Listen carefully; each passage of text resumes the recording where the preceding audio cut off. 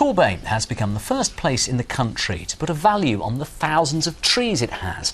And while we may appreciate their visual appeal, it seems that they go also a long way to contribute to air quality. According to the study, the trees remove the air pollution from more than 50,000 cars every year. Jonathan Gibson has the story. They provide a fantastic backdrop to a walk through the park, but what are their environmental and economic benefits? Torbay has just become the first place in the country to assess the value of its urban forest. This oak tree on the seafront has been extracting carbon dioxide from the atmosphere for hundreds of years, and it's estimated that across the bay there are 818,000 trees, all doing the same. We know that by and large trees are 50% carbon. And we also have different carbon markets, so we can put a price on the tonnes of carbon. So by measuring the structure of the trees, we can then value the amount of carbon that's stored in them, and then look at the amount of carbon that they will continue to remove from the atmosphere year on year.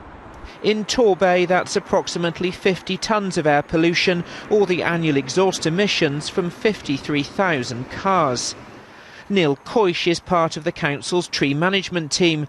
The survey puts the cost of replacing them all at £280 million. We surveyed, over 250 plots around the bay. Is that the public has shown really quite keen interest in what we're doing and wanting to know the benefits and the actual outcomes of the report. So there's a great deal of appreciation for trees within Torbay, and you can see because we have so many, I think people live around them and have got used to them. When Patricia Lett moved to Torbay from Rochdale, she certainly noticed the difference. I think that's one of the beauties of Torbay, all the surrounding trees and everything. What do they add?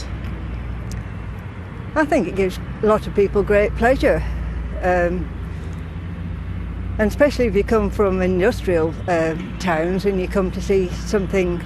That's why I really appreciate everything, the surroundings everywhere. I'm sure many of us do underestimate the value of the trees. I think we wouldn't really understand how important they are until we lost them, and that would be tragic. That's what happened in 2001 when the felling of this tree prompted an outcry. 10 years on, its spirit lives on in these seats made out of its trunk. Torquay is of course famous for its palms, and on the seafront more are being planted. But the latest research confirms something we've long since known. They're not just attractive, they're environmentally important. Jonathan Gibson in Torquay for the West Country Tonight. English Riviera, lovely.